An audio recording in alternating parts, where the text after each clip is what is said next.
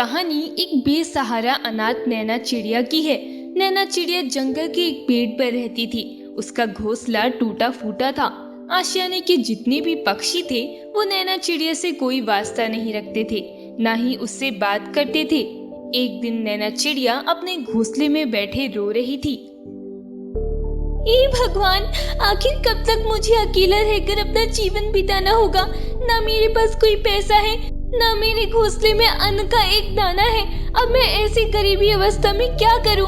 आशियाने का कोई भी पक्षी मेरी सहायता करने को तैयार नहीं है। कोई मुझसे बात तक करने को तैयार नहीं है। नैना चिड़िया अपने घोंसले में बैठे यही सब सोचकर रो रही थी। तभी उसके घोंसले के पास एक राक्षस बाज आता है। अरे वाह, ये चिड़िया अकेले अपने घोंसले में बैठी है। चलो इसे आज अपना भोजन बनाता हूँ। वो राक्षस बाज नैना चिड़िया को उसके घोंसले से उठाकर एक विशाल पेड़ के पास ले जाकर जख्मी कर देता है। नैना चिड़िया बहुत जोर जोर से रो रही थी। दर्द के कारण उसका बुरा हाल था। मुझे छोड़ दो बाज, मुझे मत मारो, मुझे छोड़ दो। ऐसे कैसे छोड़ दूं चिड़िया? बड़े दिनों से मैंने किसी चिड़िया का शिकार नहीं किया। आज तो तुझे छोड़ूंगा नहीं। राक्षस बाज जैसे ही नैना चिड़िया के ऊपर हमला करता है तभी एक जोरदार हवा का झोंका आता है, जिससे राक्षस बाज उड़ते हुए वहां से कहीं दूर चला जाता है और नैना चिड़िया उसी पेड़ के तले के नीचे फंस जाती है और वो बेहोश हो जाती है। थोड़े समय बाद जब नैना चिड़िया को होश आता है तो वो जैसे ही अपने शरीर की ओर देखती है उसके होश उड़ जाते हैं। उसका एक पंख सोने का बन जाता है और एक पंख चांदी का। नैना चिड़िया जिस पेड़ के तले में फंसी थी वो एक चमत्कारी पेड़ था, जिसकी वजह से नैना चिड़िया के दोनों पंख सोने और चांदी के बन गए थे। ये सब क्या हो गया मेरे साथ? ये मेरे पर सोने और चांदी की कैसे बन गई? ये सब कैसे हो गया? नैना चिड़िया वहाँ से उड़कर अपने घोंसले की ओर जाती है। तभी उसे एक हरू कौवा देख लेता है। अरे अरे, ये क्या? इस नैना चिड़िया के दोनों पंख सोने चांदी के कैसे बन गए? मुझे अभी चलकर अपने खुफिया साथियों को ये बात बतानी होगी। आशियाने के सारे पक्षी जब नैना चिड़िया को देखते हैं तो वो आश्चर्यचकित हो जाते हैं, क्योंकि नैना चिड़िया उस आशियाने की सबसे धनी और सबसे खूबसूरत पक्षी बन गई थी। इसीलिए आशियाने के सारे पक्षी नैना चिड़िया का बहुत आदर करने लगे। अरे वाह चिड़िया बहन, आपके दोनों पर तो सोने चांदी के बन गए। आप तो इसमें बहुत सुंदर दिख रही हो, पर आप अपना अच्छे से ध्यान रखिएगा, क्योंकि आपके सोने चांदी के पंख देखकर कोई भी पक्षी आपको मारने की कोशिश करेगा। हाँ कोयल बहन, मैं भी वही सोच रही हूँ कि मुझे बहुत चौकन्ना रहना होगा, वरना कोई भी राक्षस पक्षी मुझे नुकसान पहुँचा सकता है।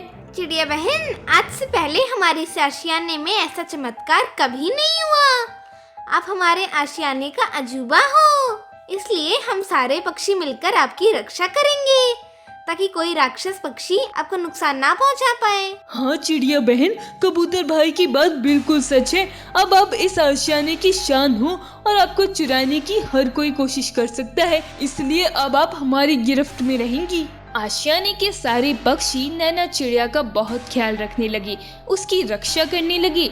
यूं ही कई दिन बीत जाते हैं। एक दिन रात में हरू कौवा अपने साथियों के साथ नैना चिड़िया के घोंसले के पास आता है। नैना चिड़िया अकेली ही अपने घोंसले में सोई हुई थी। अरे वाह, ये चिड़िया तो आज अकेले ही है इस घोंसले में। चलो साथियों, ये सही मौका है इस सोनी चांदी की चिड़िया को अपने साथ ले जाने का। इसके सोने के पंख मैं लूंगा। साथियों, हम 3 पक्षी हैं। पहले इस चिड़िया को यहाँ से अपने इलाके में ले जाते हैं, उसके बाद हम तीनों मिलकर इसके सोने चांदी के पंखों का हिस्सा कर लेंगे। मैं इस चिड़िया को उठाता हूँ, तुम आसपास नजर रखो कि कोई चिड़िया देख तो नहीं रही है हमें। बाज और कौवा दोनों मिलकर आशियाने पे नजर रखते हैं। तभी सिकरा नैना चिड़िया को उठाता है और तीनों मिलकर उसे वहाँ से लेके चले जाते हैं।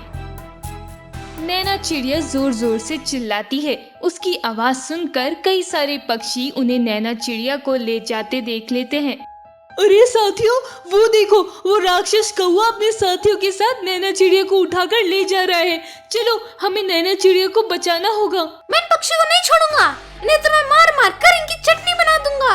आशियाने के सारे पक्षी हरू कौवे और उसके साथी का पीछा करते हैं। इधर हरू कौवे और उसके साथी नैना चिड़िया को पकड़कर अपने इलाके में लाते हैं और नैना चिड़िया को मारने लगते हैं। कौन हो तुम सब और मुझे यहाँ क्यों पकड़ के लाए हो? छोड़ो मुझे। तू तो हमारी लॉटरी है चिड़िया, हम तुझे मारकर तेरे सोने चांदी के परों को चुरा ले जाएंगे।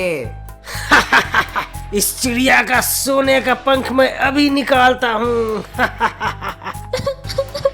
देखिए, मुझे मत मारिए। अगर आपने मेरे पंख निकाल लिए तो मैं मर जाऊंगी। मुझ पर रहम करिए। हा हा हा हा, ऐसे कैसे रहम करे तुझ पर। चलो पक्षियों, इस नैना चिड़िया के पंख हम अभी काटते हैं। तीनों राक्षस पक्षी मिलकर नैना चिड़िया के पंख काटने लगते हैं। तभी आशियाने के सारे पक्षी वहाँ प्रकट हो जाते हैं। राक्षस पक्षियों, हमारी नैना चिड़िया को छोड़ दो, वरना हम सारे पक्षी मिलकर तुम तीनों को सर्वनाश कर देंगे। ये चिड़िया केवल हमारी है, इसे तो हम नहीं छोड़ेंगे। तभी आशियाने के सारे पक्षी मिलकर उन तीनों राक्षस पक्षी पर हमला कर देते हैं और उन्हें मार मार कर इतना लहूलुहान कर देते हैं कि वो तीनों गिरते पड़ते वहाँ से भाग जाते हैं। पक्षियों, आपका बहुत बहुत धन्यवाद। आज अगर आप सब सही समय पर ना आते तो ना जाने वो राक्षस पक्षी मेरा क्या हश्र करते। चिड़िया बहन, आप तो हमारे आशियाने की शान हो। भला हम आपको कैसे कुछ होने दे सकते हैं? आपके इस चमत्कारी परों की वजह से आज हमारा आशियाना कितना महान हो गया, तो हम कैसे अपने इस आशियाने की शान को मरने देते। मैं बहुत खुशनसीब हूँ कि मुझे इतना खूबसूरत आशियाना मिला और मैं बहुत नसीब वाली हूँ कि मुझे इतने प्रेम करने वाले पक्षियों के बीच मेरा जीवन बीत रहा है। मैं अपने लोगों की सदा आभारी रहूंगी। चिड़िया बहन, ये तो हमारा कर्तव्य है। अब हम सारे पक्षी मिलकर आपका बहुत ध्यान रखेंगे ताकि कोई भी राक्षस पक्षी आप पर दोबारा हमला ना कर सके।